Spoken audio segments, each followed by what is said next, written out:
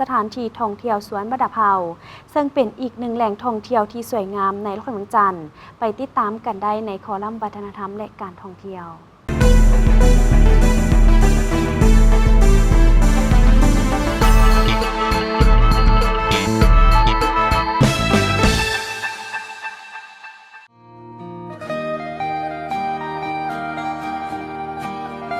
ครับสบายดีครับเจ้าผู้วงคำมิสินะ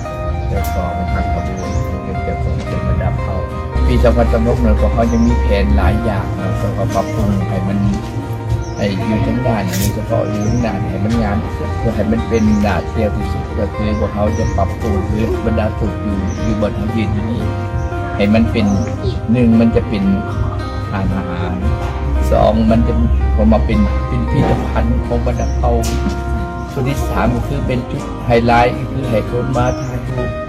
มาเปลี่ยนเครื่องเป็นชนเผ่ามาถ่ายรูปนี่ไฮไลท์เพราะเขาจะต้องแต่งให้มัน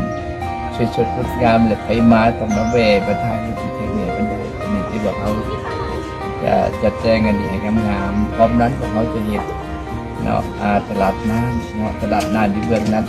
นะปีนี้เดี๋ยวจะบอกเลยเขาจะตลาดน้ำในนั้นตลาดน้ำเมนเขาเห็นเกินเผ่าหมกเมียนในนั้นว่าเขาจะมีบอนขายเครื่องเนาะขายเครื่องขายของแล้วก็มีบอนขา